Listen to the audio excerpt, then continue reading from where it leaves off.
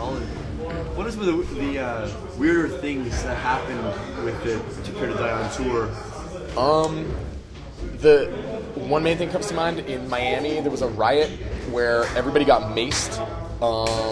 Basically, we end up getting to the show, and basically everything that could go wrong started going wrong. We get to the show, we find out there's 10 bands on the bill. It's like some sort of like mini fest. The promoter was charging these bands like $200 up front, selling tickets, that kind of deal. We get there, we are basically supporting Suicide Silence, and the promoter has no idea who we are. He's like, you guys on the bill, calls our booking agent, everything's squared away. I mean, we're on the posters for this tour, which it was a headache to begin with. Then basically all these local bands keep playing, the show keeps getting pushed back. The whole tour manager starts telling people, or the booking, the guy who booked the show, basically, and the promoter, he's like, listen, like, touring bands don't go on later than 8 o'clock.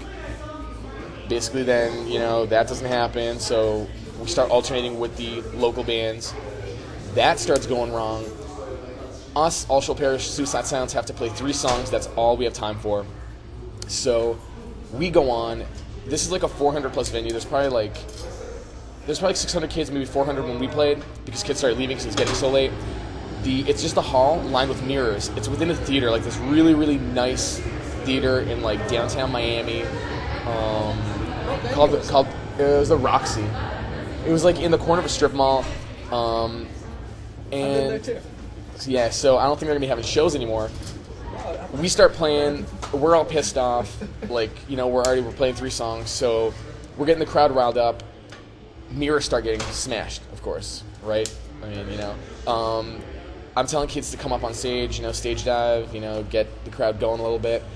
Security starts grabbing these kids and throwing them out. So this is getting the crowd riled up even more because, you tell them not to do something. Well, obviously they're going to want to do it. Bass cuts out.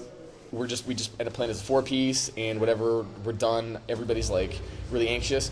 All Shall Perish is about to go on. Someone comes on the mic and says no more moshing. So right away, that's thrown out the door. These kids start going off and just start destroying this place. Suicide Silence goes on.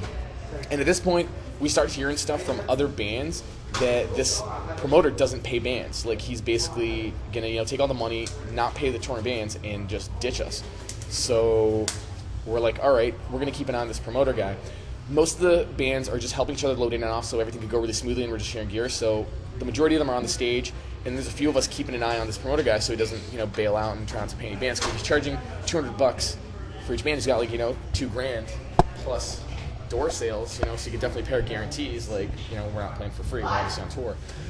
So we're keeping an eye on him, and all of a sudden we see a security guard leave, come back in, and he's putting gloves on while Suicide Silence is playing. Now, I don't know the exact story, but what apparently happened is some people were dancing. A girl got pushed into the security guard. Security guard pushed her to the ground. When she got up and got into his face, a bunch of kids got into his face and, started basically shaking him up. And he ran across the stage and maced all the touring bands and just let mace go off into the crowd. So kids start freaking out. We don't know what's going on. All the people at the back start rushing forward, and we basically just run into this wall of mace, knowing full well what's going on at that point. And we're like, this is basically all downhill from here.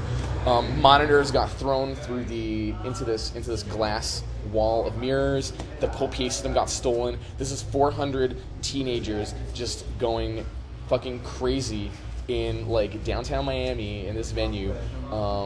Who've just been pepper sprayed and don't know what the hell's going on, screaming, and it was just a downward spiral.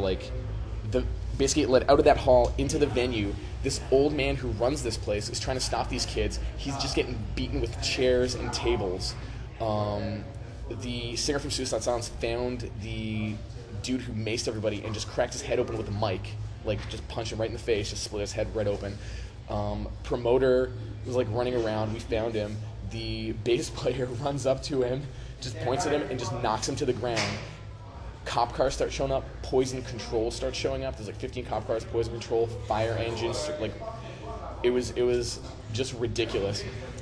Everybody's in the back. Cops are telling people to leave. One of the, I forget, a bass player from one of the bands threw a pipe through someone's van window because it was like this band from South America that was actually in with the promoter, and they were like helping them do security or something, so they're involved, so they got a fucking pipe thrown through their back window. So he gets incarcerated. One of our guitar players is walking away from this because the police officer just told everybody to get to their cars, get to your vehicles, get out of here. As he's walking away, another cop is like, what are you doing? He's like, listen, you just told me to go back to my car. He goes, oh, you want to be smart? Pushes him up against the wall, handcuffs him, incarcerates him, and throws him in a cop car. We're like, are you fucking kidding? Like, is this actually happening? And finally, I mean, a bunch of people had to get detoxed because of all the pepper spray and stuff like that, so they're just hosing people down. And everything escalated so fast, and basically it just ended up with all the bands going to Denny's after and laughing it off. Did you get paid? And we got paid. When the cops showed up, the promoter just literally handed everybody money, and everybody got double their guarantee. So basically, it's a happy ending from all the whole fiasco. And there was stuff like on message boards after that, like, the band started it. Yeah, exactly. Are you going on message boards? Or, really?